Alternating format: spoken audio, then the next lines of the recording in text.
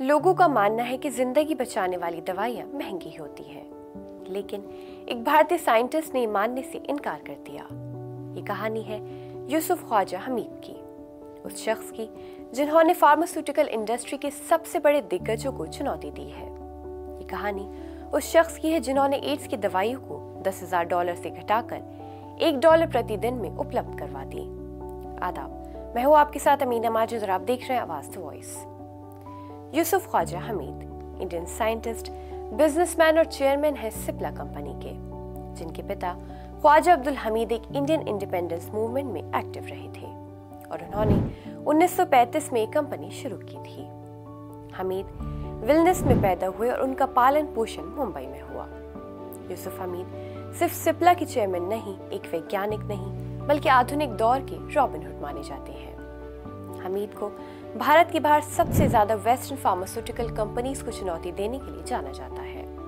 यूसुफ हमीद ने विकासशील देशों में एड्स को खत्म करने और कम दामों में दवाई उपलब्ध कराने में अहम रोल निभाया है और यही वजह है कि उन्हें आज के जमाने का रॉबिन हुड कहा जाता है।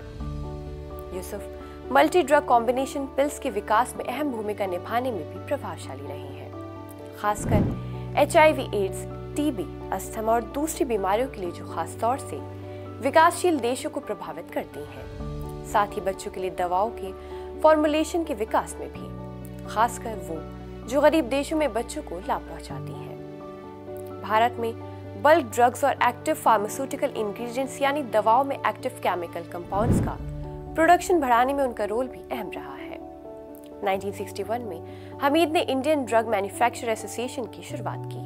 भारतीय दवा कंपनी सिप्ला लिमिटेड के चेयरमैन ने एक दशक पहले ग्लोबल हेल्थ कम्युनिटी में तब हलचल मचा दी जब उन्होंने कहा था कि $1 प्रतिदिन में एड्स की दवाइयों का कॉकटेल बन सकता है, जो ब्रांडेड दवाई कंपनी द्वारा ली जाने वाली कीमत का एक छोटा सा हिस्सा है।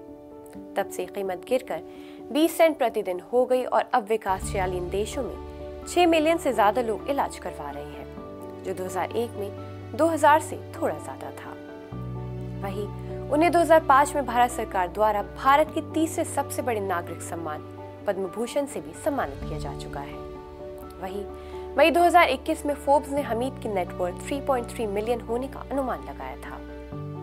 9 अक्टूबर 2024 की फोर्ब्स के हिसाब से भारत के 100 सबसे अमीर लोगों की लिस्ट के मुताबिक यूसुफ हमीद और परिवार $5.7 बिलियन की कुल संपत्ति के साथ 53वें स्थान पर था। वहीं यूसुफ हमीद और सिप्ला फाउंडेशन ने IISER पुणे को एक आर्ट केमिस्ट्री फैसिलिटी देने के लिए 20 करोड़ रुपए का दान दिया था, जिसका इस्तेमाल आउटरीच प्रोग्राम्स में किया जाता है। वहीं जब इतिहास अपनी किताबें खोलेगा तब यूसुफ का नाम किसी अरबपति की तरह नहीं बल्कि एक उम्मीद के रक्षक की तरह लिखा जाएगा। अगर आपको हमारी वीडियो पसंद आई हो तो ऐसी वीडियोस के लिए हमारे चैनल को सब्सक्राइब करना न भूलें।